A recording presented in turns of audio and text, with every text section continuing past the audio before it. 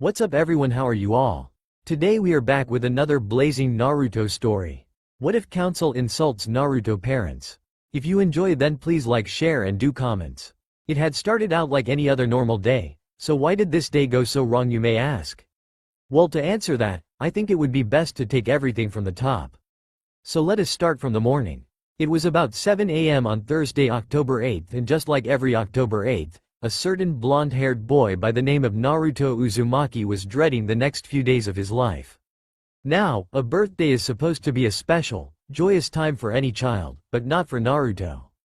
Naruto's birthdays usually consisted of broken bones, blood loss, and pain beyond imagination, and all of it was his. He didn't know, well actually, he did know why the village hated him.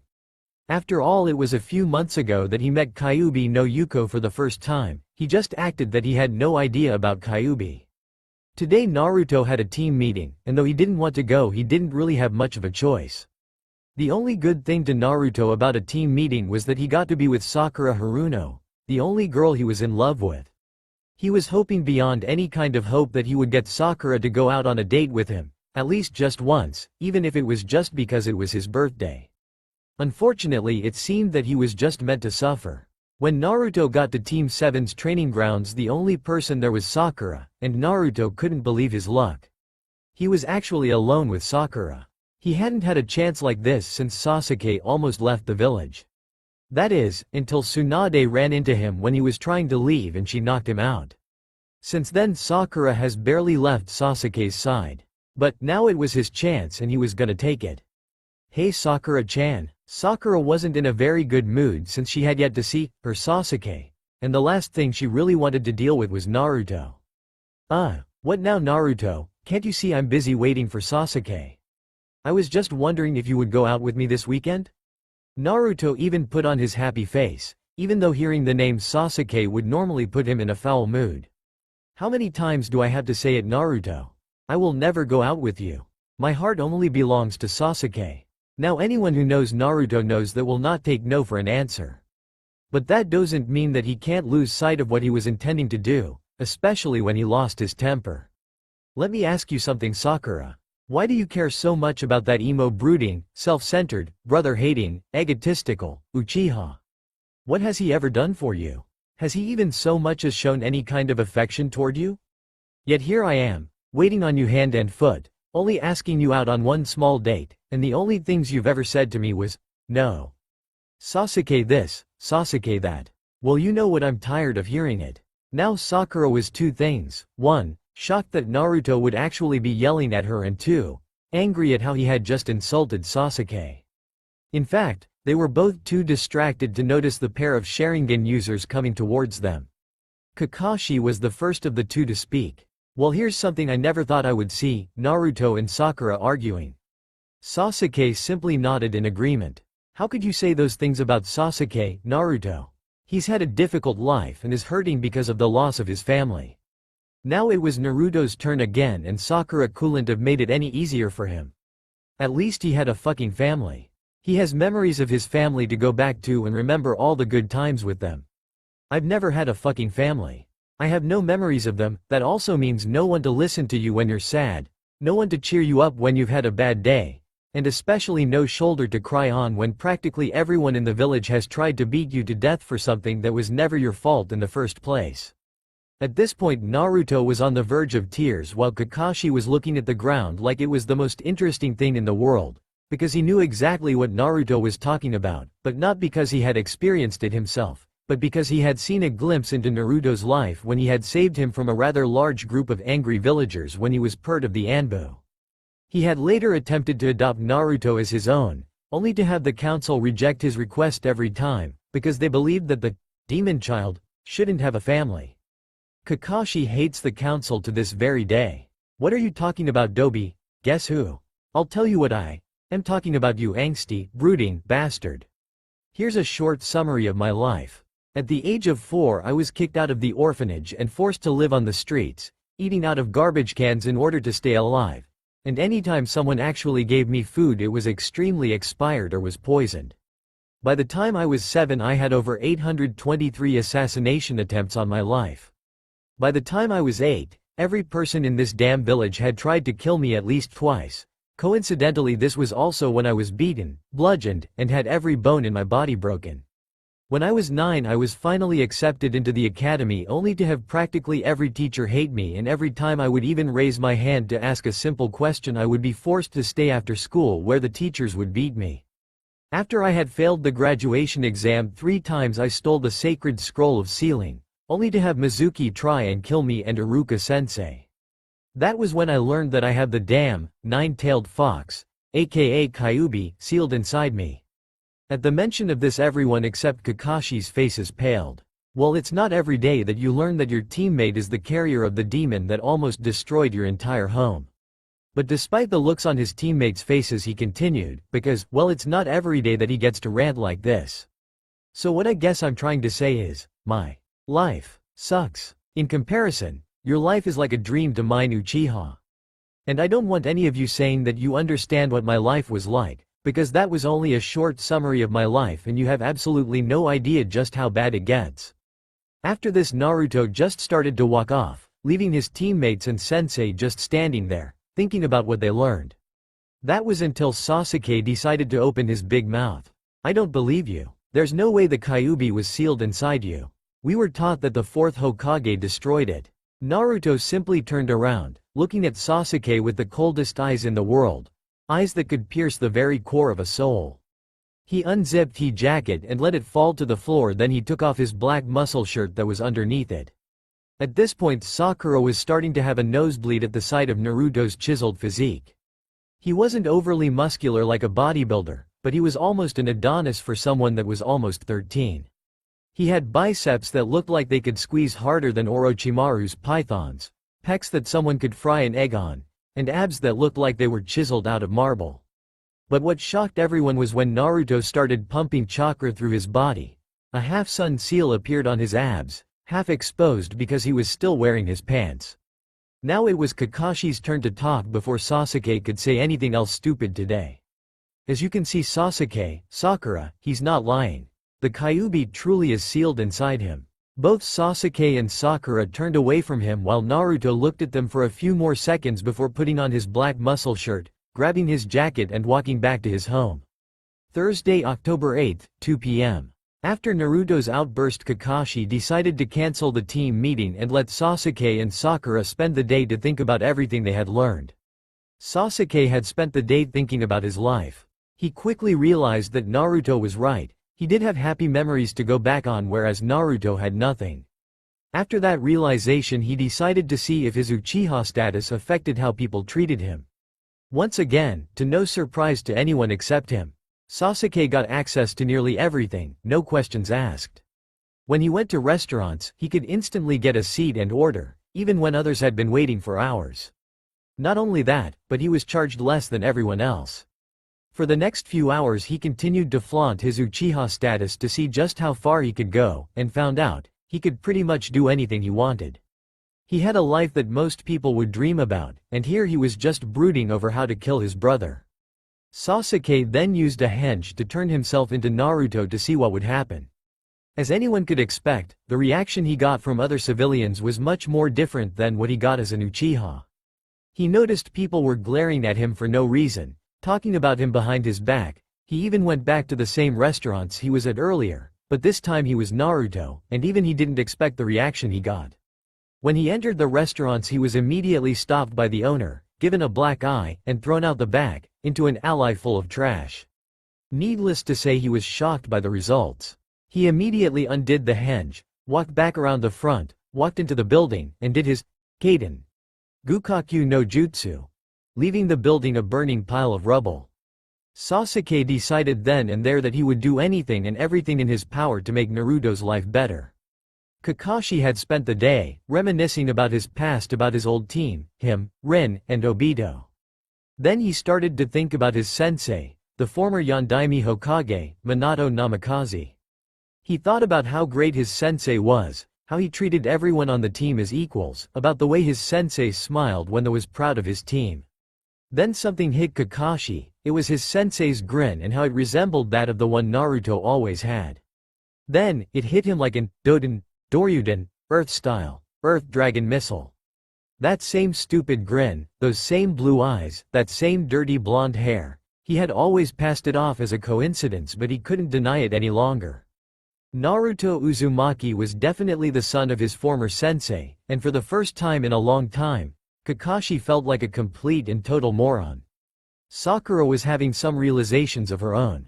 Mostly, it was about how bad she had been treating Naruto for the past year that they were a team. Every time he had come up to just say hi to her, she would insult him, compare him to Sasuke, and then hit him over the head. She had been thinking about how bad his life was and how much she had attributed to his pain. She had to admit, after a couple of minuets thinking about it, she felt like a complete bitch, which coincidentally, she was. It was while she was walking around that the next time she saw Naruto, she would be the one to ask him on a date. That's when images of Naruto's body entered her mind again. Her nose was bleeding and she was sure she was gonna have wet dreams from the image of Naruto's body. While she was in her daze that she wound up in front of Naruto's apartment door, and since there's no time like the present, Sakura lightly knocked on the door. When there was no response, she knocked again, but this time a little louder, and this time there came a response. "Who is it?" This voice was neither happy or sad, it was just indifferent. "Naruto? It's me, Sakura. Listen, do you have a minute?" "No, now go away, I'm busy, Haruno-san." "Haruno-san? When the hell did that happen?" "Please, it won't take long. I just wanted to say I'm sorry for the way I've treated you since we were kids, and I was hoping that you would go out on a date with me." Now Sakura had known Naruto since they were kids and she was once nice to him, but that didn't last long when her rivalry with Ino started, and since then Naruto had been the outlet for her frustration. And because she had known him for so long, she was sure that he would never say no to a date with her. Man, was she ever about to get a surprise. Let me think about it. How about, no? Sakura just deadpanned. Naruto had just flat out rejected her. Oh, how the tables have turned. At first she tried to undo the genjutsu, only to find out that it wasn't a genjutsu. Feeling dejected, Sakura quietly walked away from Naruto's apartment to go home and probably cry herself to sleep. Naruto had taken the time since he left Team 7 at the training ground to think about his loyalties to Konoha. He quickly decided that his judgment of the village may have been misguided, and to confirm this new train of thinking, Naruto's tenant put his 2 cents into the conversation. "Trust me, kid, you'll be much better off where people won't recognize you. At least there you could make a fresh start with your life. But what about my friends? What do you think will happen to them if I left?" "You shouldn't worry about them, kid. They got families to take care of them. You're the only one that isn't safe from the village's wrath should they all decide to turn on you." As much as Naruto hated to admit it, the fox had a point. If the village did go against him, there would be no chance for him to survive. So he did one of the most sensible things he could. He started packing to leave the village that night. After all, he wasn't gonna sit around for the village to beat him another birthday. Friday, October 9th, 3 a.m. That night, while the village was all quiet, Naruto packed all of his possessions into a ceiling scroll and for the last time, looked at the apartment that had served as his home for almost 7 years. And without another moment to think about it, he shut the door behind him and left into the night. Getting past a pair of Chunin guards wasn't gonna be easy, so he opted to leave by hopping over the village walls. After all, he had done it many times before and had never gotten caught. Once Naruto was a mile or so outside the village, he thought about where he would go, and only one thought came to mind. Yes, he would go to them. They were the only ones that would take him in now, and they had offered to take him in should he ever leave his village. To him it was the only logical choice, even Kyuubi had to agree. Back at Konoha at 12:27 p.m. "I don't care what it takes, find Naruto and find him now." Hokage Sasama. Tsunade had a particularly strong headache this morning. Naruto was discovered missing this morning. The incident had been reported by Naruto's teammates, and boy was she pissed. She had actually smashed her desk through the floor into the room below. Now, there were only 2 times that Tsunade was so mad that she smashed her desk through the floor. The first of which was when Sasuke Uchiha had attempted to flee Konoha, and now this.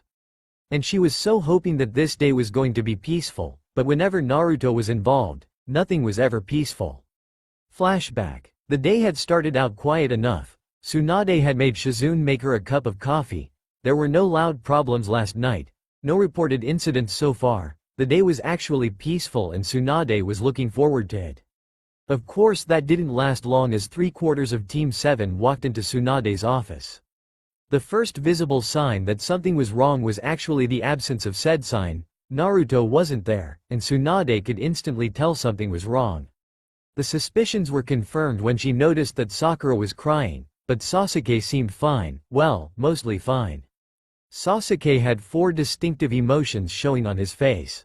Hurt, sad, angry, and disgusted. Anyone could read his face like a map and instantly know that it had something to do with Naruto.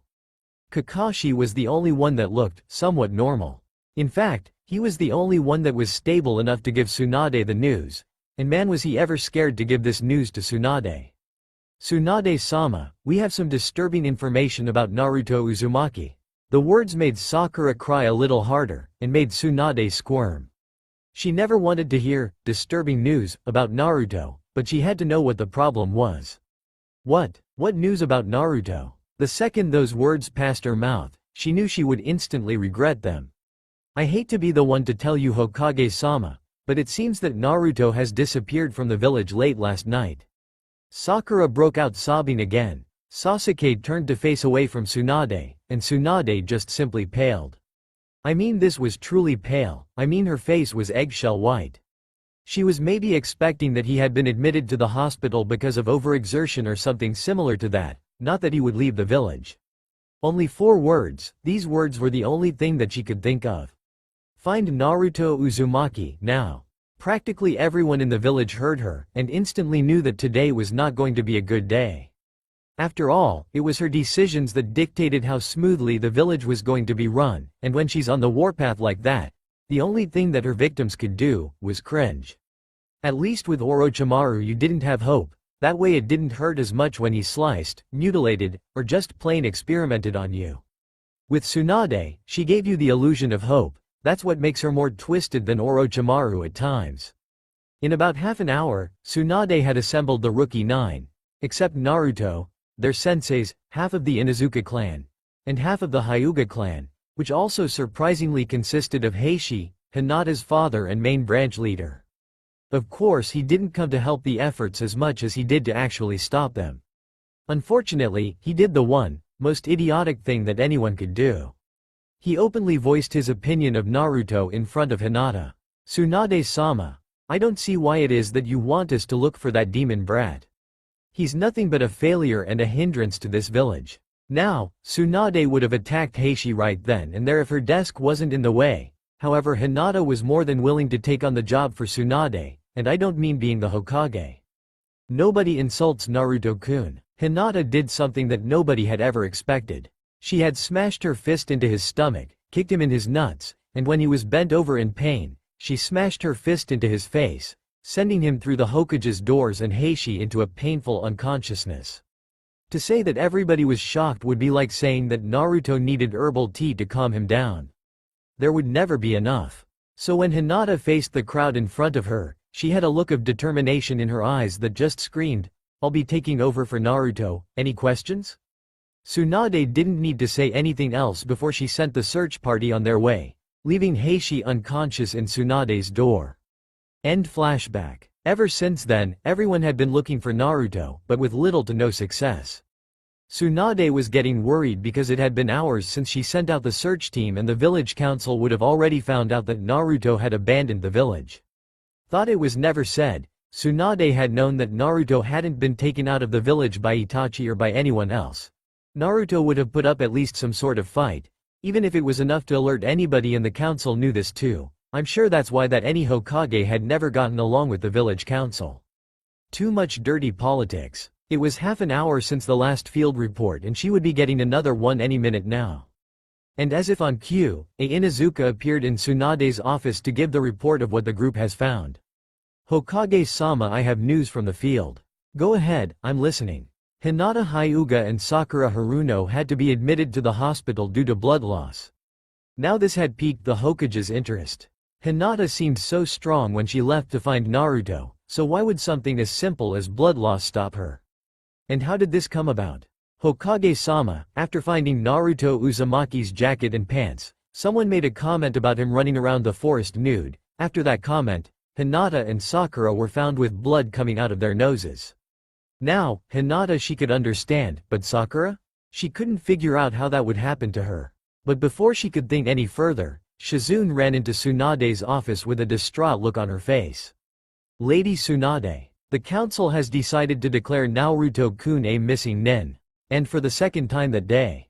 Tsunade's face paled. October 11th, 2:07 p.m. at the border of Fire Country and 4X Country. It had been 2 days since Naruto Uzumaki had left Konohagakure in hopes of leaving behind all of the horrible memories of having ever lived there. Of course, one thing he could never leave behind, no matter how hard he could ever try, was the demon that was sealed inside his body. But how little Naruto knew that said demon fox was going to help him more than he ever realized. Hey Kit, stop for a minute. I need to talk to you. What is it now, Kyuubi? Can't you see I want to get there as soon as possible? Yes, I know I haven't told you where he's going, but that to help build the suspense. Relax Kit, you've been traveling for 2 days, non-stop. Even the best tracker nin wouldn't be able to catch up to you for at least another half a day, so you can just sit down, shut up, and listen. Naruto sat down on a nearby branch, finally able to take some time to catch his breath. Alright Fox, I'm listening. So what is it you want to talk about? Well Kit, I was thinking, and I've decided it was time that you learned about your family. Kit, what the hell? You mean to tell me you knew about my family the whole damn time and never told me? Yeah Kid, I knew. I just thought that if you knew that you might go tell the world about it, and I'm sure your father had some enemies that would have loved to get to you. Why do you care? You hate me, remember? Of course I hate you, but if you get attacked and killed by his enemies then I die too.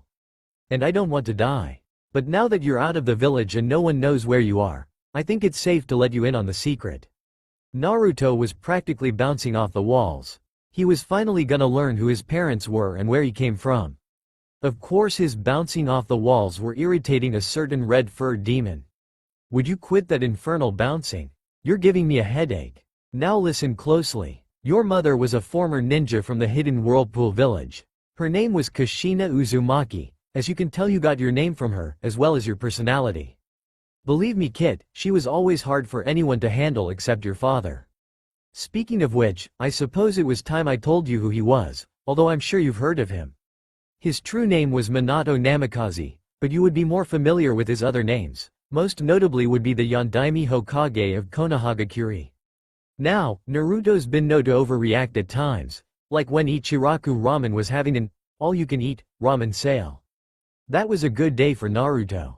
Not to mention the time Naruto and Team 7 had to take the belt test after becoming Genin and Kakashi was about 3 hours late. That again caused the typical reaction in Naruto. And to finally learn who your parents are, not to mention finding out that your father was the former Hokage. Well, only one word could pass Naruto's lips. Naan ni. With his face deadpanned and his right eye twitching, Naruto Uzumaki Namikaze lost consciousness. Why did I have to be sealed inside this baka, Kami? Why have you forsaken me? After a couple hours, Naruto regained consciousness with the help of Kyuubi's powers. And after a few minuets of calming him down, the Kyuubi was able to finally continue with what it still had to say. Now listen Kit, what I have to say next is extremely important. I've been looking at your DNA for 13 years now Kit to find out how to improve you, without you having to rely on my chakra, because if you keep using it at this rate, the seal will eventually break, and when it does our two souls would either fuse into one, or more likely be destroyed by the sheer magnitude of the chakra I possess. And upon looking for any flaws that I could fix, I came across an oddity that just may be a Kekkei Genkai of some sort. And from the looks of it, it's been dormant for centuries in the blood of one of your families. But with my demonic power, I should be able to reawaken it. At first Naruto looked excitedly at the fox, as almost to thank him, but then a thought crossed his mind and he wanted to make sure of what he was going to do. Wait, what is this Kekkei Genkai, and what exactly does it do? I do not know what the name of this Kekkei Genkai is, or what it does for that matter. From what I can tell, it was created by myself, but other than that, I cannot remember anything about it. It may well be a harmless technique, or it could be even more deadly than the Sharingan and Rinnegan combined. Now Naruto was interested. There was a chance that his new Kekkei Genkai was stronger than the Sharingan, heck even stronger than the fabled Rinnegan. That's when another thought crossed Naruto's mind. Is reactivating my Kekkei Genkai gonna hurt? Kyuubi just got on his regular grin that just promised a world of hurt. He. You might feel a slight pinch. Naruto's eyes shot open as the first wave of pain hit him. He started to convulse as he felt his blood pressure rise. His blood itself felt like it was boiling in his body. As the second wave of pain hit, Naruto started to thrash around wildly to try and find anything that would help him rid himself of the pain, only to no avail. After about 20 minuets of this pain, the third and final wave of pain was upon him. This time it was simply too much for Naruto. His body stopped moving, his eyes became heavy, and his mind shut down. Naruto's last thoughts before he finally lost conciseness was, "Damn fox." October 11th, 4:23 p.m. around Training Ground 7. The Rookie 9, minus Naruto, and their Jonin senseis had all gathered to have a very important meeting. It was to discuss some highly classified information about their current target, Naruto Uzumaki. Sasuke and Sakura had an idea about what it was they were going to talk about. After all, Naruto had practically yelled it into their ears a few days ago. As to confirm their thought, Asuma Sarutobi spoke up. As I'm sure you're all well aware, Naruto has left the village, but what we're here to discuss is why it is that he has left the village. Sakura felt a little downtrodden after hearing those words, because she couldn't help but feel like it was her fault that Naruto left. However, before Sakura could do or say anything, Kurini spoke. What you all are about to learn is a S-class village secret that was ordered to never be spoken to anyone by order of the third Hokage. The punishment for uttering this to anyone in the village will be a swift and merciless death. Everyone was shocked. Something that important was not to be taken lightly, especially not when Naruto was involved. Now it was Kakashi's turn to speak. All of you were taught that 13 years ago, the Yondaime Hokage sacrificed his life to kill the Kyuubi that was attacking the village. However, that information is false. True, the Hokage did lose his life, but the Kyuubi could not be killed, so instead, the Kyuubi was sealed inside an infant. That infant had blonde hair and blue eyes and 3 whisker marks on the sides of its face. As I'm sure you can figure out, that infant was none other than Naruto Uzumaki. Everyone except Sakura, Sasuke, Kurini, and Asuma gasped at the sudden turn of events. A few days ago, everyone would have seen Naruto as a simple idiot. Now he was something far more, he was something to be feared. However, Kakashi still had something to say.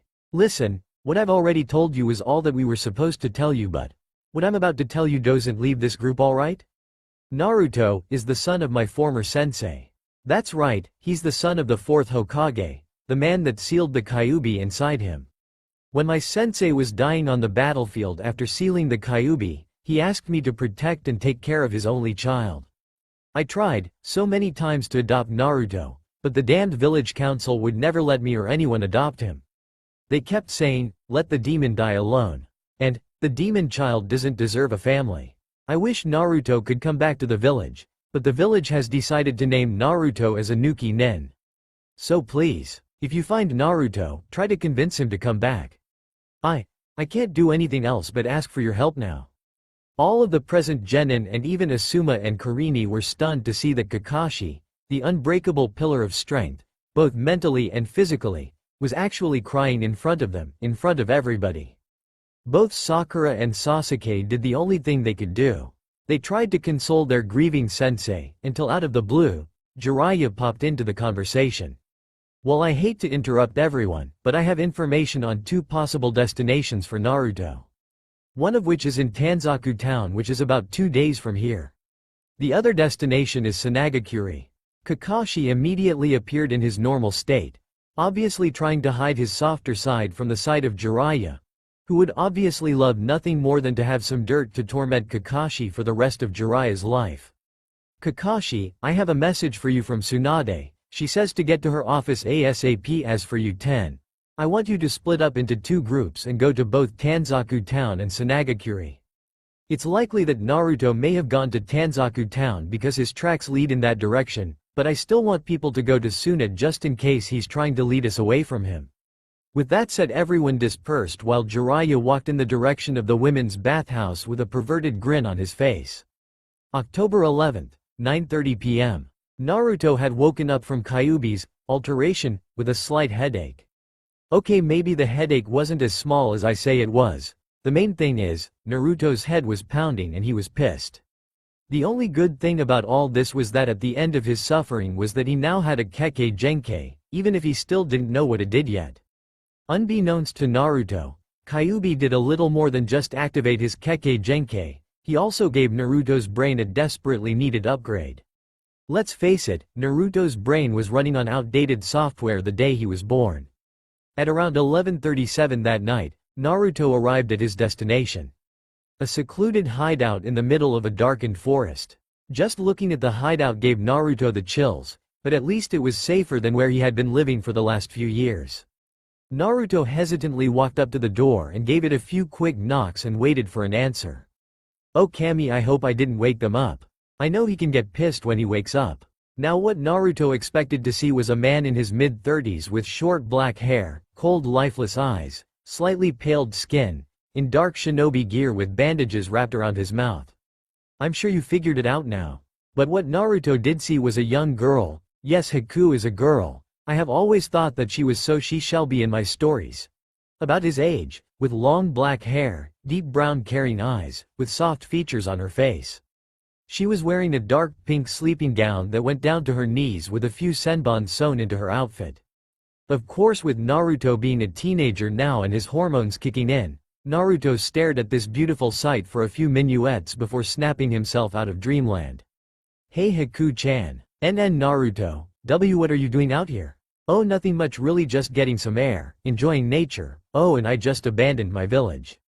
Naruto smirked as the last few words came out of his mouth, and although it hurt him to say those words, he did as he always did. He hid his emotions under that mask that is his grin. Whereas Haku was left standing there with her mouth open and a sad expression crossed her face.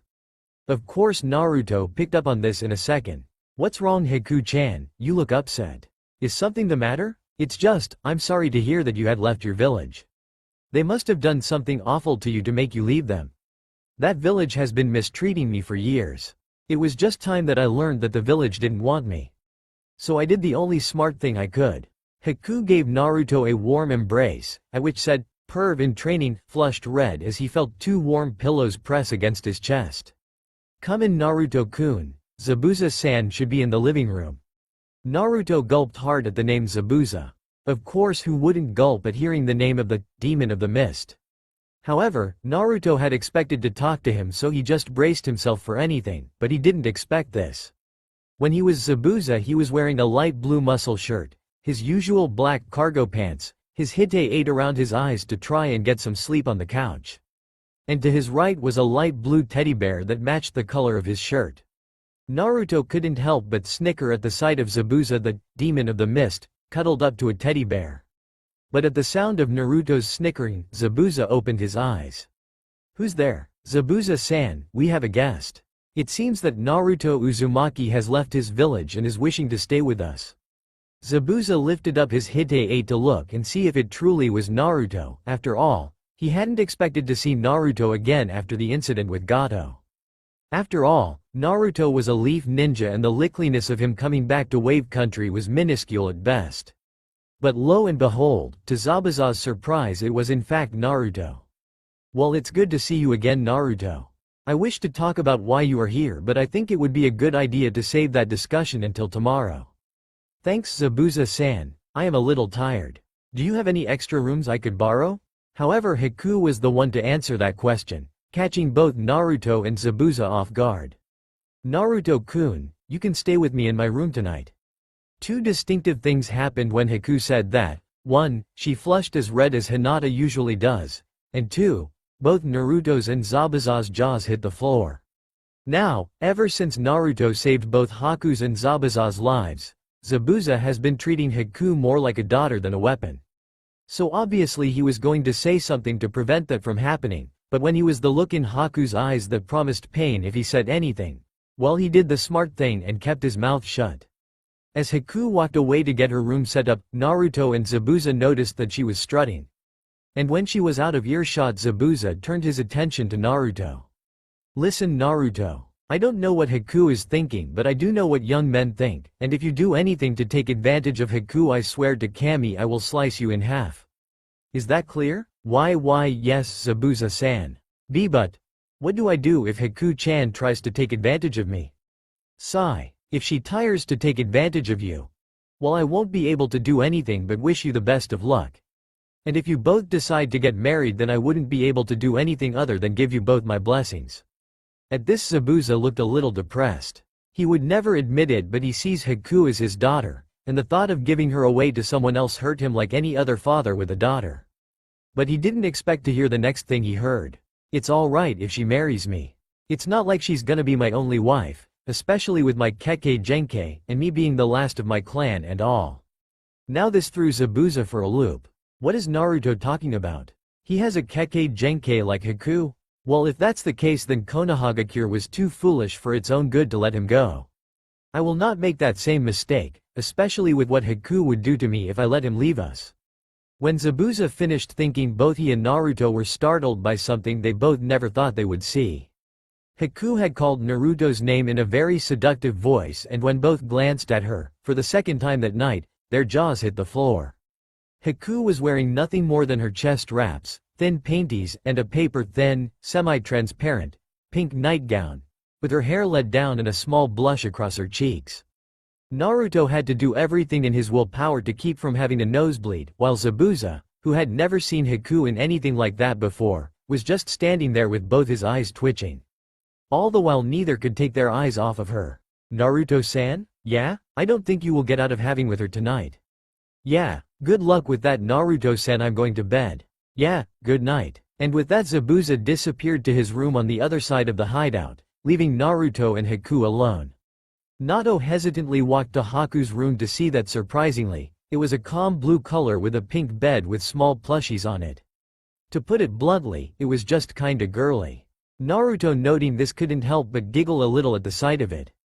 Naruto immediately took off his orange jacket and his black muscle shirt that was underneath it, but that was all he got off before he was tackled and pinned to the bed by Haku. Haku-chan, WWH, what are you doing? Shush, don't worry, Naruto-kun. I'll make it feel really good for you, just let me take care of everything. Haku-chan, please wait, are you sure you want to this? I mean, you shouldn't do this unless you really love me. Haku wrapped her arms around Naruto in a loving embrace as tears rolled down her cheeks and onto his bare shoulder.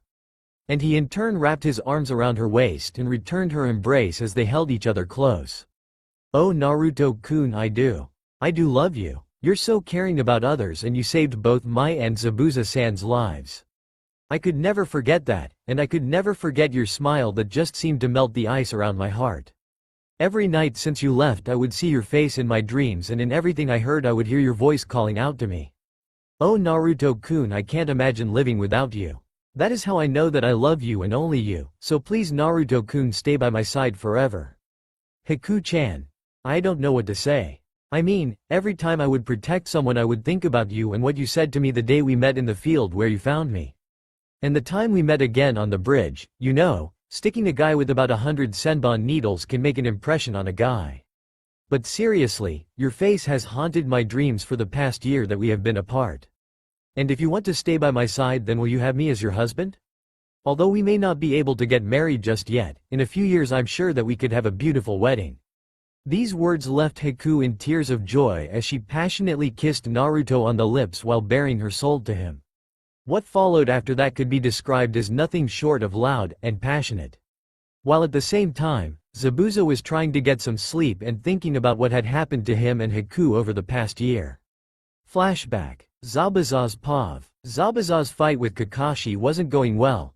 Kakashi had just disabled his arms, rendering all attacks other than basic kicking useless, not to mention, he was exhausted.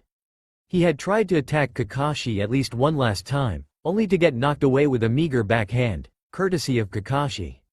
He was still somewhat confused by the evil killing intent that just suddenly vanished a few seconds ago. That's when Kakashi said that he was going to finish off Zabuza with his one and only original attack, the Rikiri. Zabuza could only stare on in terror as Kakashi formed a blade of lightning in his hand and charged Zabuza. He thought for sure that Kakashi was going to kill him. That was until he saw an orange blur run in front of him to block the attack with its own body. Naruto's POV. Naruto had just started his demonic assault on the Ice Maiden at the death of his friend. The only thing on his mind was a bloody murder of his opponent. Haku had already tried senbons only to have them knocked out of the air by the demonic chakra. Haku only had enough strength for 1 or 2 more attacks. So in a desperation move, she attacked him from above in hopes of finishing him off guard, only for him to dodge and grab her hand, charge up his fist with extra chakra, and smash her through one of her own mirrors. As the remaining mirrors dissolved into nothingness, Haku stood up to wait for the final blow that would kill her. Naruto was charging her for the final assault when Haku's mask fell apart and everything Haku had said to Naruto came back to him in an instant. So instead of killing Haku, he used his speed to get behind her and knock her out. Haku, if Zabuza is so important to you that you would give your life for him, then I will protect him while you cannot. And with that, Naruto had rushed to Zabuza's side, only to be impaled by Kakashi's Rikiri. Naruto did not scream in pain as a normal person would have done, he simply said, "That's enough, this battle is over." Although as it would turn out that the fighting was not over. Because Gato had appeared at the end of the bridge and was holding an unconscious Haku, Sasuke, and Sakura captive. "Zabuza, you disappoint me. I expected you to have killed the bridge builder by now, but it seems that these kids were too much for you and your pretty little friend." At this point, Naruto had grabbed hold of Kakashi's arm that was currently impaling him, and using his strut, Naruto pulled himself off of Kakashi, leaving a sizable hole in his chest. But even that didn't stop Naruto, as with his dark chakra flaring up again, the usually fatal would healed almost instantly, leaving a very shocked Zabuza. However, it would take the next comment from Gato that would set Naruto and Zabuza over the edge. "You thugs can kill the boy, he looks half dead already. As for the 2 girls, have fun with them, we could probably sell them to a brothel after you're done with them." That did it, Naruto was gonna kill anyone that would so much touch Sakura or Haku. As for Sasuke, well, he was just a bonus. Zabuza on the other hand was focusing on who he knew he wanted to kill. "Kakashi, give me a kunai. I'm going after Gato." "Wait, Zabuza, let me help clear a path for you. I'll let you kill Gato, but I want to kill as many of those thugs as I can." Zabuza just smirked and nodded his head. As soon as the kunai hit Zabuza's mouth, Naruto was off on a bloody killing spree, ripping limbs off of everyone he could get his hands on. Of course, he used shadow clones to transport Haku's, Sasuke's, and Sakura's bodies away from the carnage before they could inadvertently get caught up in the mess. The battlefield where Naruto was a blood-soaked, scream-laden horror show. Thug after thug went down, either dead, missing a limb or 2, or missing a sizable chunk out of their body. Even Zabuza was shocked for a moment to see the grotesque slaughter of so many thugs, but was instantly off through the bloody path Naruto had carved towards Gato, who was currently running away like the scared little bitch that he was. In a matter of seconds, Zabuza had caught up to Gato and had started slicing at him with the kunai that was in his mouth. And as Zabuza was about to finish him off, Naruto, who had about 7 swords, 2 spears, 3 knives, and a couple of kunai sticking out of his body, stopped Zabuza from finishing off Gato. "Zabuza, hold it. Gato, give us your bank account number and the name of the bank where you keep your savings." "Why, you're gonna let me live, right?" Gato was practically begging the boy to let him live. Zabuza was going to question what it was that Naruto thought he was doing, until he saw in Naruto's eyes that he had no intention of letting Gato live, so he let Naruto continue. After Gato had written down the information that Naruto had asked for, he nervously handed it to Naruto and was about to start crying tears of joy for surviving. That was until Naruto said, "All right, Zabuza, you can finish having fun with him now."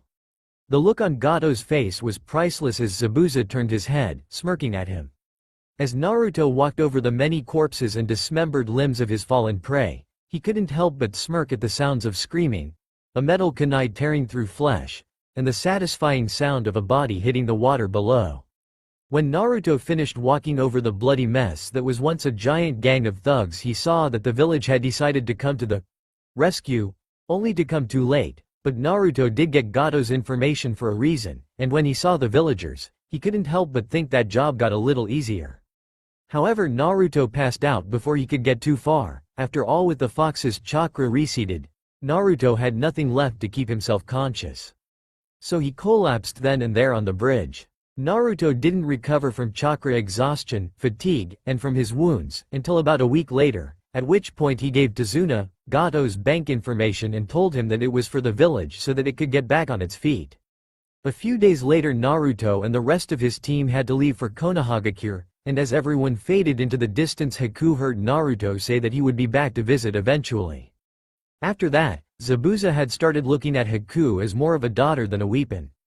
And during that time, Tazuna's village had asked him and Haku to stay as guards in case of emergency. Luckily, there had not been much trouble except for the occasional thief. End flashback. As Zabuza closed his eyes to finally relinquish himself to sleep, he couldn't help but hear moaning coming from across the hideout. Zabuza could only groan about as he knew that eventually the sounds would get louder before they would die down, so he grabbed some earplugs from beside his bed, grateful that he had them.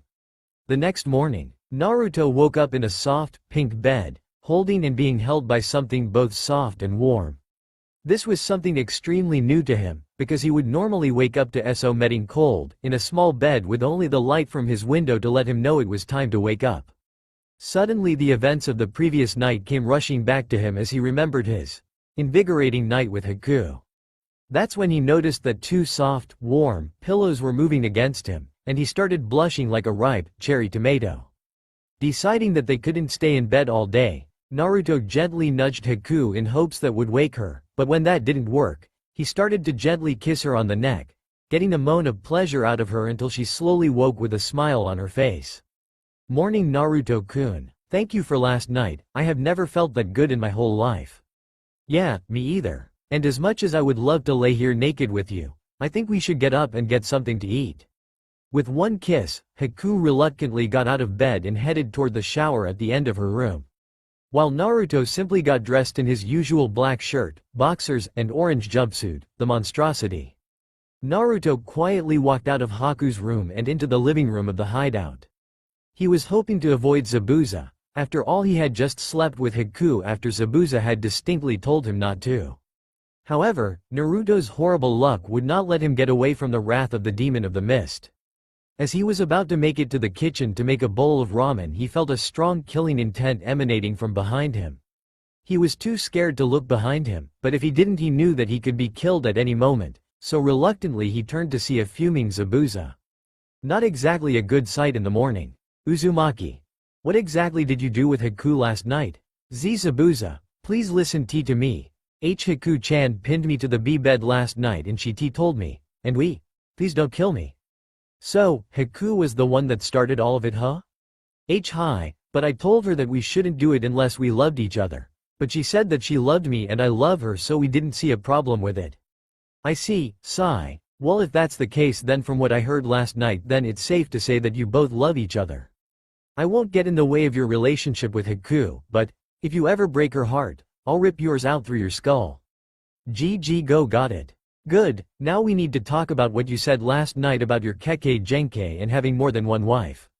Naruto had thought a little bit about that last night before he fell asleep, so he might as well tell Zabuza about what he knew, which took him about half an hour to get through, especially when he told him about the Kyuubi, which wasn't that hard to believe for Zabuza. After all, he had seen what the demon could do to Naruto and he still seemed in control, so he wasn't too worried about the demon. In face, he seemed to welcome Naruto more now that he knew about the demon. After all, now there was more than one demon of the mist. At least there will be, after Zabuza finished training him. After taking a quick shower, Haku came into the living room to see Naruto and Zabuza talking about his Kekkei Genkei and about the demon trapped inside of him, and even how Konohagakure used to treat him when he was a child. Though she had a bad life, she was shocked to hear about what type of life Naruto had. However, all that information was set aside as Haku made breakfast and Zabuza gave Haku and Naruto some strange orders. Haku, I believe that Naruto needs some new clothes, and I want you to go with him into town and help him shop for something more stealthy. Why would I need new clothes? These look just fine and they still fit me. Listen Naruto, I don't know who told you vibrant orange is a stealthy color, but whoever they need to have their eyes checked. Not to mention, if you're gonna be staying here, you're not gonna wear anything that will attract attention, especially when you're training with me. Naruto was silent for a second, then suddenly, a miracle happened. Naruto actually understood what Zabuza was talking about without having to ask any questions. Yes, I know, it shouldn't be possible, but somehow it happened. Naruto's brain was actually working. With a quick nod, Naruto turned to Haku and asked, "Well, should we get going?" Haku noted yes, grabbed her things, which included Naruto, and walked out the door, leaving a smirking Zabuza who was thinking about Naruto's future with Haku, and of course the hell he was gonna put him through while training. Especially after what he did with Haku last night, because I don't care who you are, it's never a smart idea to sleep with a man's daughter, especially in said man's house while he is awake. With Naruto and Haku had arrived in Tazuna's village, don't know what it's called so I am calling it that. And Naruto was glad to see that the village was much better off than it was the last time he had seen it. What had caught Naruto's surprise was that the village actually went ahead and named the bridge after him. Anyways, he and Haku had been traveling for about 20 minuets before they got to the ninja supply store.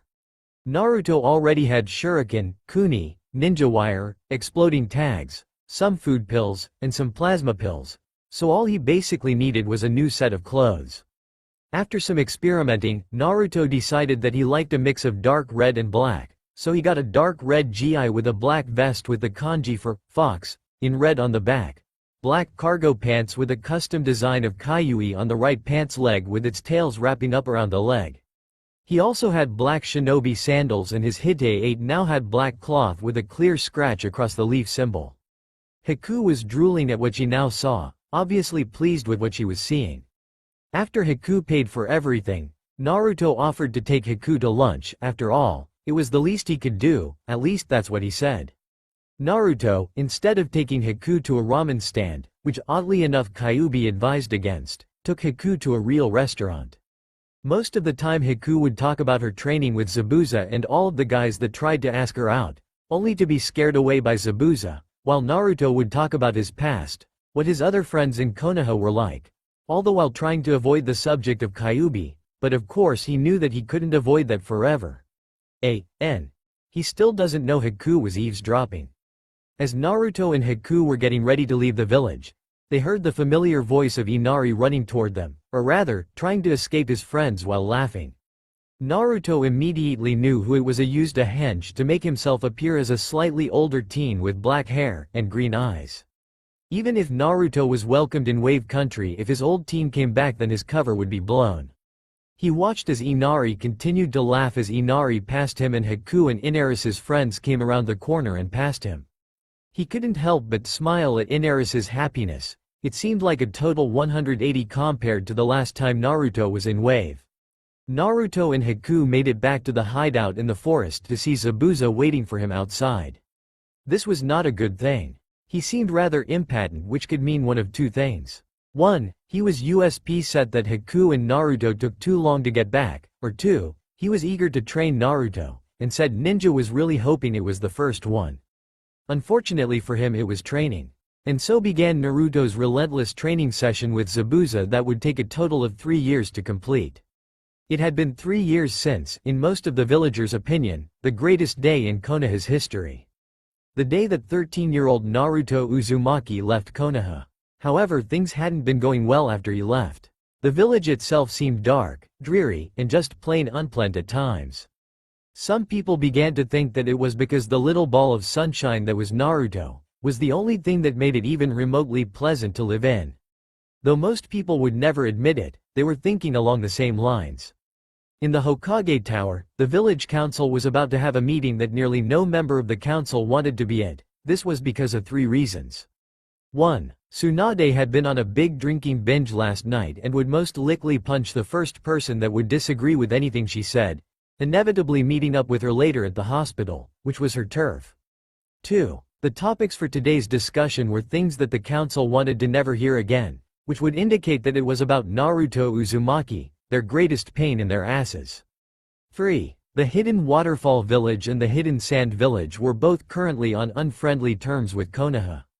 Not only that, but the main port and Wave had stopped doing business with them, saying, "What is a village that throws out its heroes? A village that won't get to trade with us, that's for damn sure." Since then trade had been slowed to a near-dead stop. And no matter what Konoha had tried, Wave was adamant in not having any trade relations to Konoha. So, the Hokage was trying to have the council come up with some bright ideas to hopefully get their former allies back. And when these three topics combine, they form a source of pain and torture for the council that they just wished Kami would go away. Unfortunately for them, Kami now seemed to be in Naruto's favor, because in 3 years a lot has changed about Naruto. In 3 years Naruto Uzumaki had become a name to be respected, and feared in the ninja world. In said years, Naruto had gone from a bottom-class genin to an sulfur monosulfide class nuke nin. Not only that, he is the only sulfur monosulfide class nuke nin from Konoha. Most nuke nin have to go to foreign villages to contract their services for 1/3 of what a normal ninja got for a mission. Naruto would get paid at least 4 times what a village paid its ninja per mission. Most ninja, in general, never got a choice when it came to missions they would have to do, and it was either do the mission or die. Whereas Naruto could select his missions and throw the leftovers to the ninja villages.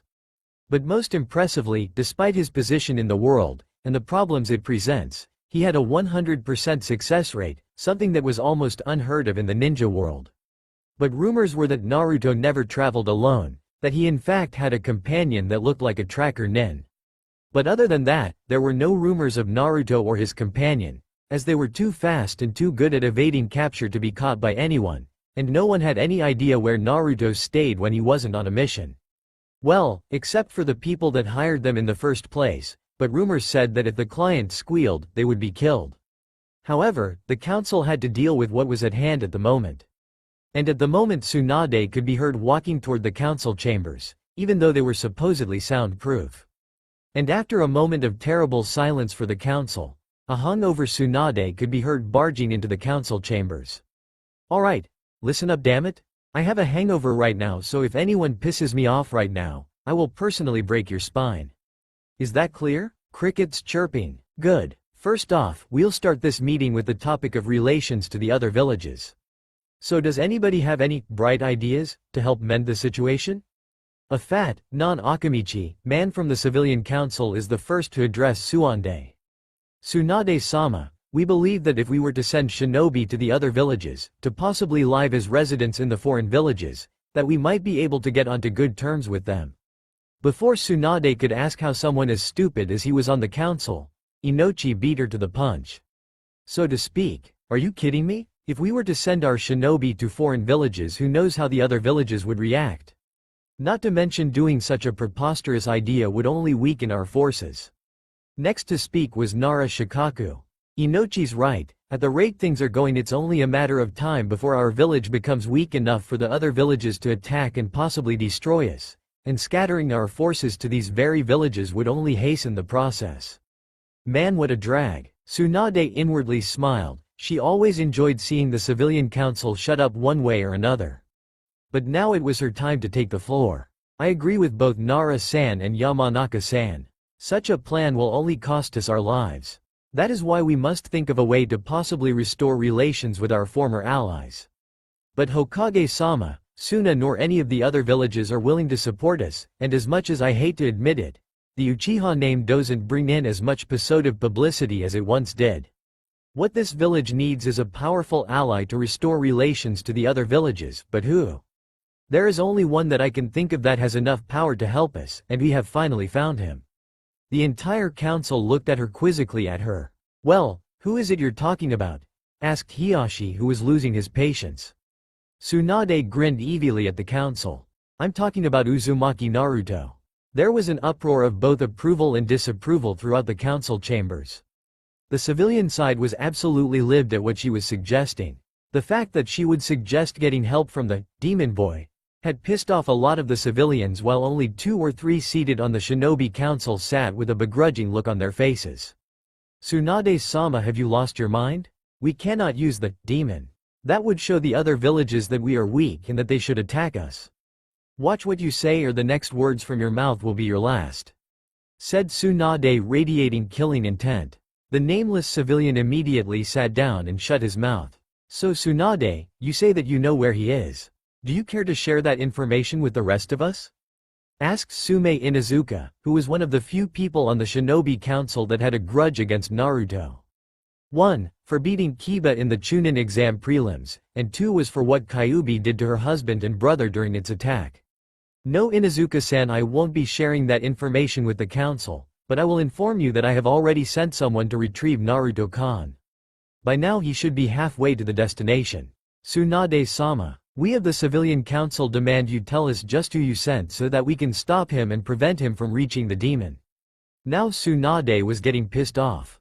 I don't care what the Civilian Council thinks. This is a shinobi matter and only those in the Civilian Council that are directly related to active shinobi can voice their opinions in the matter. But if you must know, I sent the one person that even you of the Civilian Council will not stop. That's right, you pig fuckers. I sent Uchiha Sasuke to retrieve Uzumaki Naruto. And seeing as you won't do anything to so much as raise a finger to the Uchiha, this case is settled. And I hereby call this meeting adjourned. Tsunade and the Shinobi Council left while the Civilian Council whined about not being able to stop the demon sooner. Border of Fire Country and Wave Country, 8:55 p.m.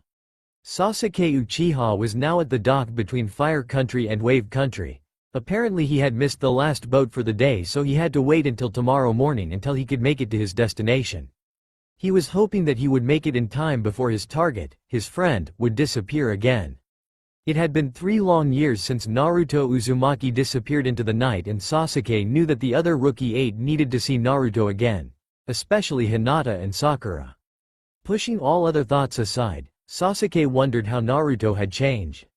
Was he the same seemingly happy idiot that he knew, or had Naruto changed into someone that he would previously detest? Was he stronger than before? Of course he was. A person doesn't receive a sulfur monosulfide class ranking unless you're damn strong. Hell, even Orochimaru only ever received a S-class rank. Finally pushing these thoughts aside for the night, Sasuke decided he would get some sleep and focus on convincing Naruto to return to Konoha tomorrow. Sasuke himself hadn't changed too much over the past 3 years since Naruto left, except he now had a more positive outlook on life. Well, that, and he wore different looking clothes. His shirt was still the standard shinobi blue, but it no longer had the high collar and it was opened into front to show off his newer figure. His pants were now dark black instead of white, and he had his leaf headband turned into a belt buckle, just to make sure that fangirls couldn't get into his pants. But, other than that, he still had the same bird-ass hairstyle that he always had. October 9th, 4x. Wave Country, Zabuza's hideout, 1:02 p.m. Sasuke neared the hideout of Zabuza Momochi. It had taken him nearly 3 hours to find the damn place. Sighing, Sasuke neared the front door and firmly knocked, which was greeted a few moments later by a tall, dark-haired young woman that was, in Sasuke's opinion, the very definition of beauty. Sasuke couldn't help but stare slightly. "Why, hello Uchiha Sasuke. What is it I can do for you?" Sasuke mentally slapped himself for gawking before answering. "Hello Haku-chan. I was hoping to speak with Naruto." That's right, in the last 3 years Sasuke had made a point to stop calling Naruto Dobi, though he still referred to him as such from time to time. "I'm sorry Uchiha-san, but I don't know where Naruto-kun is. Isn't he supposed to be on active duty as a Konoha shinobi?" lied Haku. "Haku," came a gruff voice from within the hideout. "Who's at the door?" "It's just Uchiha-san from 3 years back," yelled Haku. "Oh really?" replied the voice. "Well, don't just stand there, let him in." Haku stepped to the side and Sasuke walked into the hideout on full alert, and a good thing he did, because not 2 seconds after he entered, Zabuza appeared, crouched down beside Sasuke, and swung his Zanbato at him like a madman. Luckily, or unluckily depending on who you are, Sasuke managed to pull out his ninjutsu and block Zabuza's huge blade before he could be smashed into the wall or cut in half. "Good to see you're paying attention, unlike a wet behind the ears genin." With that, both combatants withdrew their respective swords before heading towards the couch in the center of the hideout. After taking a seat to relax and after Haku returned with some drinks, Zabuza decided to talk first. "So Gaki, why is it you're here? I'm sure it's not just for a social call." Sasuke looked straight into Zabuza's eyes with no sign of fear and in a firm voice said, "I'm here to see if Naruto would come back to Konoha." Zabuza and Haku quickly exchanged glances before looking back at the Uchiha. "Well, that's news to us. We thought the brat was already in Konoha. Don't tell me you people already lost him?" Sasuke's face turned into a scowl and stared at the two in front of him for a second. "I know that Naruto's here. All of us, his friends, have been looking for him hard for the last 3 years and we've searched everywhere he's ever been. We've talked to everyone he's ever interacted with for even the smallest clue as to where you went and nobody has said anything about him. You two are the only two that someone from Konoha hasn't spoken to about this because we thought that he didn't know where to find you. But after going through his things once again we found that he had written down directions to this place. That's how I found it. We also had reports from 1 or 2 of your former clients that he is usually found in this area. Now damn it, tell me where the hell he is. Haku sighed, getting the Uchiha's attention. Naruto-kun should be in the village finishing up the local kids' self-defense lesson for the week. If you'll be patient he should be home in a few seconds. No sooner had the words left her mouth than the front door opened to reveal a tall, muscular, blonde-haired man with whisker-shaped marks on his cheeks and deep blue eyes. He was wearing black shinobi pants with a red trim around the ankles, a fishnet muscle shirt that clung tightly to his protruding muscles, a dark red shirt with a black spiral outline in the center, and a black battle coat like the 4th Hokage's with crimson flames extending up from the base and the kanji for death in the center. His headband was the typical leaf headband with the slash along the center of it, except the material was black and it was longer. And he had steel-toed combat boots instead of shinobi sandals. His hair was still spiked, but it was longer and more spiky than before with spiked sideburns, and his hair had light red tips on the end of it. But the blades on him were the biggest surprise. On his left hip was a katana, sheathed in a black saya, scabbard, but what was interesting about the blade, when it was unsheathed, was that it looked like it was made from stainless steel so that the blood and gore would just slide right off. The overall length of the blade was standard, but the suka, handle, showed that the blade was a solid tang, and was triple riveted with no wrappings and rubber handles on each side to provide extra grip. The tsuba, guard, was nothing fancy, just a regular octagon. However, the zanbato on his back was a true work of art.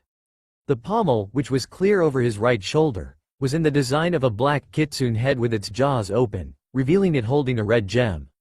Following that down, the suka, which appeared to be coming out of the kitsune's neck, was a simple cylindrical shape wrapped in red cloth.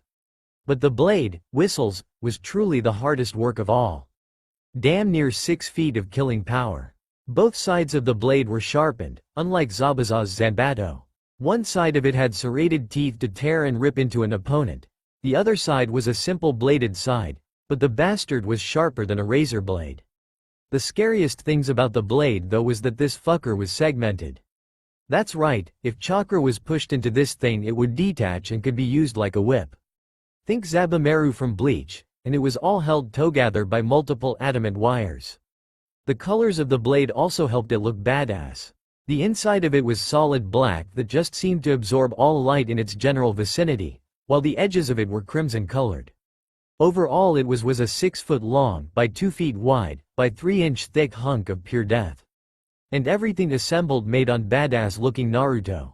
Naruto took a quick glance around the room before he smiled as he noticed the odd addition to the living room.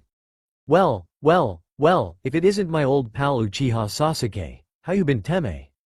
Naruto walked over to the couch, shook Sasuke's extended hand. Unbeknownst to Sasuke, another person entered the room. I've been better, Naruto. So this is where you've been hiding out these past 3 years. It was more of a statement than an actual question. Yeah, well, I was actually expecting you, Sakura-san, or Kakashi-sensei, a long time ago, but I guess I can't balmae you. After all, who would expect Uzumaki Naruto to be hanging around with Momochi Zabuza and Uzumaki Haku, right? Sasuke stared at Naruto, then Haku, then Naruto, then Haku, then Naruto again. So, what? She's a relative of yours? Naruto chuckled lightly, not really. She's not related to me by blood, but she is my wife. Sasuke's eyes threatened to pop out of his eye sockets.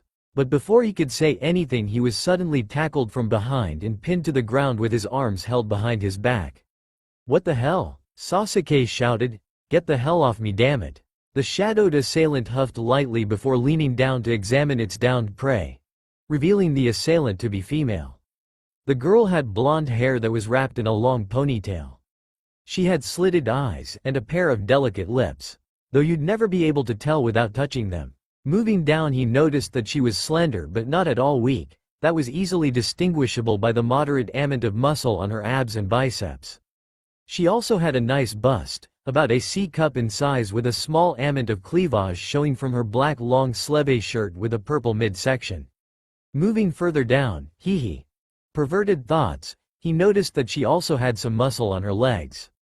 He could feel them on his back, well that and she was wearing skin-tight black pants with a kunai and shuriken holster wrapped around her right thigh. She also had a kumo headband with a long slash in it that signified her as a missing nin. But, all in all she looked like the shinobi version of a goddess. Naruto looked at Sasuke with a shit-eating grin that made him look like a chastire cat, or fox as it were. This got Sasuke's attention, and that Sasuke, Naruto paused for dramatic effect, would be my girlfriend Yugito ni. If it wasn't for that fact that his head was already on the floor, his jaw sure as hell would be. It's alright Yugito-chan, he's an old friend, you can get off of him now. Yugito nodded and released Sasuke, jumped to her feet and sauntered over to Naruto before wrapping her small, yet strong arms around one of his larger ones. Sasuke just stumbled back to his feet, momentarily forgetting his jaw on the floor before collecting it and shouting, "What the hell? How do you have both a wife and a girlfriend?" Naruto sighed before motioning Sasuke to sit down. After everyone took a seat, Naruto began. Well, it all started about a year ago while I was on a S-class mission for a wealthy businessman. You see, he was afraid for his daughter's safety because he had pissed off a pair of S-class missing nin who were looking for the Raikage's daughter, who turned out to be a Jinchuriki like me. But the information he gave the pair was actually false, so he was afraid that they were going to kill him and his daughter for lying to them. So anyways, he hired me as a bodyguard for his daughter. Naruto mumbled something that sounded suspiciously like, "spoiled brat." But while I was guarding her, I ran into Yugito here, who turned out to be both the missing nin's target and the Raikage's daughter. Pretty soon afterwards we came face to face with the two nins, Kakuzu and Hidan. I'll tell you one thing about those two. I have never had a more difficult time killing two people than them. Kakuzu had 5 different hearts from 5 different element users and I had to destroy all 5 hearts in order to kill the bastard. But Hidan was just impossible to kill.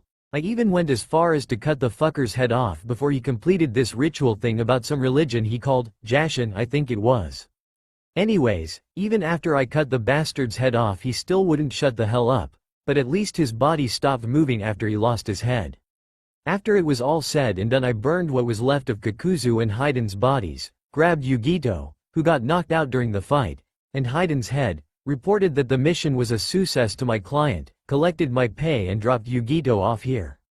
I personally wanted to stay but I didn't think keeping a yelling Hidan around was a good idea, so I took a 2-day run to a nearby beach where I knew that the Sanbi would stain and I fed it Hidan's head. That shut the bastard up. By the time Naruto was done talking he had a knowing smirk on his face at remembering the look on Hidan's ugly mug as the Sanbi stared to close its mouth around him. "So Sasuke, you got any more questions?" Sasuke stared at him with a blank look on his face for a second before he spoke. "A few, but those can wait for now. I did come here for a reason, you know." At this Naruto closed his eyes and simply nodded knowingly before asking, "So why is it you're here then?" Now it was Sasuke's turn to take a breath and think for a minute on how to explain why he was sent to retrieve his friend. "Well Naruto, you travel a lot so I'm sure you're aware of Konoha's political situation with Suna and Waterfall villages, as well as the economic situation at the moment." At this Naruto only nodded. The reason that Suna abandoned the peace treaty with Konoha was because the new Kazekage, Subaku no Gara, felt that if Konoha was so willing to abandon his best friend, the only other person that could understand his pain, then Konoha was unworthy to be allied with it. Tamari and Kankuro managed to convince the Kazekage that he shouldn't break the alliance, but all of Konoha knew it was only a matter of time before the alliance would break. Waterfall was pretty much the same, their leader just didn't want anything to do with us after you left.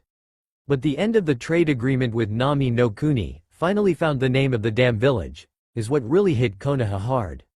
A huge part of Konoha's finances comes not only from the shinobi military forces, but our import and export from Nami no Kuni, and without you, Konoha's economy took a major hit. Look, what I'm trying to say is that Konoha really needs you Naruto, and I'm sure most people would appreciate it if you came back. Naruto groaned as he leaned back into the couch, while rubbing the bridge of his nose while trying to fight off the massive headache he was sure he was getting. After a few minuets of silence, Naruto glanced at Sasuke, then at everyone else in the room before speaking again. Well, Haku-koi, Yugito-chan, Zabuza-sensei, how do you feel about going to Konoha? This really isn't our decision, Naruto-koi, but if you're up for it then so am I, stated Haku. Wherever Naruto-kun's hot ass goes, I go, yelled Yugito with a strange glint in her eyes. One that Naruto and Haku were all too familiar with. Well, I can't leave the Gakis alone, otherwise I'll never get a decent bite to eat again, stated Zabuza with his gruff voice, though everyone knew that was just going because he really cared, not that anyone that wanted to live would ever say such a thing. Alright, well, it looks like we're going to Konoha. Everyone, start packing, I'll be back later after I inform everyone in the village that we're leaving, said Naruto as he got up and walked to the door. Oh, and by the way, Zabuza-sensei, don't forget to pack your teddy bear this time, Naruto said as he started to laugh and walk away. One time Gaki, one time I sleep with a stuffed bear and you never let me live it down, roared Zabuza before getting up and stomping away. Sasuke looked bewildered for a moment before finally asking one of the most disturbing questions to pass his mouth. Does Zabuza actually sleep with a teddy bear? Even saying that gave Sasuke shivers.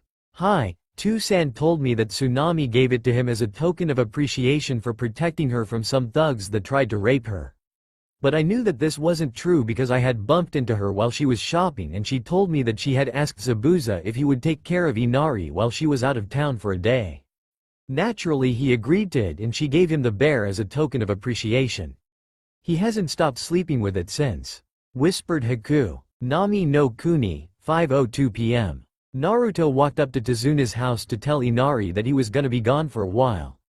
He was sure that Inari was gonna be upset for a while, but he knew that Inari was old enough to get over it. He just wasn't expecting what would happen. After knocking on the door, Naruto was greeted by the sight of a semi-drunken Tazuna. Hey brat, what are you doing here? Hey ya old drunk, just here to tell Inari that I'm not gonna be in the village for a while. What do you mean you aren't gonna be in the village, Ni-san? Asked Inari as he came up behind Tazuna. Inari had changed much after Naruto left and came back. What was once a scrawny little brat now stood a slightly muscular, respectable kid. Well, an old friend of mine from Konoha showed up and asked me to come back until Konoha gets back on its feet. So I'm not gonna be around for a while. I just thought that you should know before I left and to tell you to keep working on your training. Inari looked downtrodden at the news. Ah, can't I go with you, Ni-san? Please, I promise I'll be good, begged Inari, knowing that if he begged enough he could probably get a yes. I don't know, Inari, your mother might not like you going to a hidden ninja village by yourself, stated Tazuna, adding his 2 Ryo into the conversation. But I'm not gonna be by myself, Naruto Ni-san, Haku-chan, and Yugito-chan will be there too, right? Well, at least he's persistent. Yeah, and Zabuza-sensei's going with us as well in case of something the council might pull, well that. And I don't think he wants to try and cook something for himself again. Especially not after he nearly burned down the hideout and Haku chased him around the forest for nearly 3 days, planting senbon in his ass. The 3 at the door chuckled at the poor mont's misfortune. He had looked like he had sat on a very spiky cactus when Haku was done. It had taken nearly 5 hours and a pair of forceps to pull the senbon out of the poor mont's ass. Well, if everyone else is going, why don't you take both Inari-chan and Tsunami-chan with you? Inari's been wanting to see a shinobi village for a long time now, and personally, I think that Tsunami-chan needs to get out of the house more. Naruto sighed, knowing that he wasn't gonna win this argument. Alright, talk it over with Tsunami-san when she gets back, and if she and Inari-kun are coming, tell them to meet with us at the bridge at around 6 in the morning, and if they're not going then don't bother showing up. I got to go and pick up some things in town. I'll see you later, Inari. And with that, Naruto disappeared in a swirl of flames. I still can't figure out how the hell he does that, said Inari while staring at the spot where Naruto once was. Outside a nameless shop in the village. Naruto had been walking around Nami no Kuni for about 10 minuets now while looking around at all the happy faces of the people and seeing at how they all respected him and praised him. After all, he did free Nami no Kuni from Gato those few years back, and he did bring in a lot of business from wealthy men and women that required his services, and being a part of the village that housed him naturally brought business to other shops when his clients had other needs. That, and he always donated a large portion of his mission pay to the village to keep it prosperous. That coupled with the defense lessons he gave the village, and you can understand why Nami no Kuni was both so protective of him and showed so much respect to him. He was really gone miss the place while he was in Konoha. Stepping into the nameless shop, Naruto calmly walked up to the counter and gave the bell up front a few quick dings before a large man exited the back room. The man was around 6 feet 2 inches with large muscles, obviously from lifting heavy shipments of whatever. He was slightly tan with a few scars here and there. He had dark brown short hair with dark brown eyes while wearing a gray apron over a black muscle shirt and dark green pants. Overall, the figure would have been intimidating if it wasn't for the kind smile on his face. Well, what can I do for you today, Uzumaki-san? Asked the store clerk. Hey Shunyo-san, I just came by to check in and see if you have my delivery, replied Naruto as he kept a straight face while staring the man straight in the eyes. Yeah, I finally got the shipment with your orders today. Hold on while I go get them from the back. The man disappeared back into the depths of the storage area for a good 5 minuets before he returned with what appeared to be 3 to 5 coats of different colors but similar designs, a face mask, and what appeared to be a couple of unique weapons. First we got the battle codes. The orange one with the black flames on it has the words, Crimson Blade, on it. The black one with purple flames has, Demon Shinigami, on it. And lastly, the dark red one has, Kyuubi's Reaper, embroidered on the back of it. Next we have the mask. One standard kitsune-style Anbu mask with extra thin eye slits, air filter, and an special seal that allows the mask to be one-way see-through. And finally the weapons. I got your standard shuriken, and your special ordered triangular and 9-point shuriken. Along with those we have your custom ordered stealth sword with serrated teeth on the back and a concave curve on the front. I also got your standard twin nodashi that you ordered. And let's not forget your special throwing knives.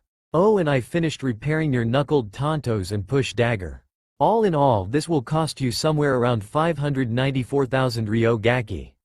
So what's the special occasion, the third great shinobi war about to start or something? Naruto was glad that everything he wanted was accounted for, but he couldn't help but hear his wallet cry out in agony as it suddenly became much lighter. I'm afraid not, Shunyo-san. Konoha finally found me. The silence in the air was thick, too thick for the pair's liking. They did, huh? So what are you gonna do now? Go back to Konoha or stay here in Nami no Kuni? Sigh. Unfortunately I'll have to go back to Konoha for a while, at least to get this whole thing straightened out and me and the family can come home without any problems. It won't take too long seeing as the general populace will want me gone or dead the minute I walk past the front gate. Naruto smiled a grim smile. Besides, no one said anything about me actually having to stay in Konoha once everything is taken care of. And if anyone tries to hurt me and my family, well, let's just say they'll find out exactly why I'm known as the Demon Shinigami, hee. Shunyo felt the skin on his back and the muscles on his spine quiver up and down its length. He had seen exactly why Naruto was named the Demon Shinigami once when a gang attempted to rape one of the women of the village in broad daylight. He never even wanted to think about what he saw that day again. So, if there ain't no war, why exactly are you getting all these blades? I know you kinda have an obsession with sharp, pointy things, but this is over the top, even for you. Hee. To tell the truth, only the coats, mask, shuriken, and throwing knives I ordered are for me. The twin nodashi are for Yugito-chan and the stealth sword is for Haku-chan. I figured that since I carry at least one sword in case my Zanbato is knocked away, my wife and girlfriend should have at least some protection in case they are low on chakra or out of throwing weapons. The man bent over, resting his chin in the palm of one of his hands while giving Naruto an incredulous stare. And it has absolutely nothing to do with the fact that the last time you went home with a new weapon and nothing for her, that she ended up yelling at you for over 4 hours, and you being forced to sleep on the couch. Naruto blushed and smiled like a loon while rubbing the back of his head just under his headband. Hee. So you heard a little that argument, huh? A little? Gaki, the entire island heard at least half of it. Well, your wife's half at least. So, how long were you forced to sleep on the couch again? Don't remind me. I still have back pains from those damn uncomfortable sprains. To emphasize the point, Naruto stretched his back until a couple of audible pops were heard. So, are you gonna let me check out that Zanbato of yours before you go? Asked Shunyo, giving off a hopeful smile. To which Naruto gave an annoyed scowl. How many times am I gonna have to tell you, Shunyo-san, Shinkuyeba Hacho's, crimson-edged cleaver, secrets are gonna go to my family or to my grave, nowhere else. The old store owner gave a defeated sigh. Alright, you win, I won't ask about the blade of yours anymore. Well, seeing as you paid for your things, you can go now so that I can get back to business. Naruto gave the man a smile and a wave as he walked out the door and headed back to the hideout. He arrived back at the base at dusk and saw that Zabuza was swinging Kabikari Hucho around. An obvious sign of frustration to anyone that took the time to get to know Zabuza personally. Now surprisingly, that list was limited to say the least. Wow, Zabuza-sensei. What's got you so pissed off that you're actually swinging at something other than a target? Naruto asked. It's the whole damn situation, Gaki. I just know that somating's gonna happen once we get to Konoha. After all, I seriously doubt that they will leave Haku-chan alone if they find out that she has a extinct Kekkei Genkai. That, and when they find out that Yugito is a Jinchuriki, you know they are gonna at least try and kill her. Same goes for me when they find out who I am. The fact of the matter is this whole thing's got me on edge and I don't like it. Zabuza replied with a grimace as he looked into the forest canopy. I know what you mean. Don't forget that I lived in Konoha for 13 years before I left and I know how they work. And you're right. Once they find out about Haku-chan, those damn old buzzards on the council will try to abduct her and forcefully try and impregnate her with someone of their choosing to ensure the survival of her Kekkei Genkai and to make sure the demon doesn't taint it. But to be honest, I'm kinda hoping they try it. He. This got a glare from Zabuza. Why? So they can potentially rape Haku-chan. Because if that's the case, no, I'd never want anything like that to happen to my wife. I just hope that they try so that I have an excuse to kill all of them. He. Zabuza chuckled with Naruto. He could imagine the amounts of blood he could spill with an excuse like that. And since he heard that she favors him over the council, that if he did help Naruto kill the old fossils that he would actually get off scot-free. That was something that he hadn't been able to do for a long time. Come on, Zabuza-sense. Let's see what Haku-chan made tonight. That is unless, of course, you want to try some of Yugito-chan's cooking again? Naruto asked with a raised eyebrow and smirked at seeing Zabuza, the demon of the bloody mist, shivering at merely mentioning his girlfriend's cooking. I swear to every kami out there that the last time she made dinner, that it growled at me. Zabuza repressed the urge to throw up at the thought of what kind of creature Yugito-ni had created in that kitchen. It had taken more than 3 Suiten, 4 Kaden, and 2 Fuuten Judas before it died. 6 a.m. next morning, Great Naruto Bridge. We find our group of heroes and companions, Inari and Tsunami, traveling across the bridge to the mainland, and everyone looked in a different state of awareness this morning. Naruto, Haku, and Yugito were positively glowing this morning. It could have something to do with the way that Haku and Yugito had thanked Naruto last night for getting them something. And the fact that they thanked him for 6 hours straight. Sasuke's eyes were bloodshot and had bags under them while his state of dress was a little shoddy. This could be attributed to Haku and Yugito's thanking Naruto. Zabuza looked like he had got a good night's rest, possibly because he had adjusted to his students and his lover's bedside manners. Tsunami was likewise well rested, but Inari was tired because he was too excited about going to a ninja village to sleep all night. Now every time Haku or Yugito would run their fingers over their swords and giggle, Sasuke's eye would twitch violently. Sasuke could only hope that everything went smoothly and everyone got to Konoha, and soon. That's all for now. If you enjoy, then please like, share and do comments.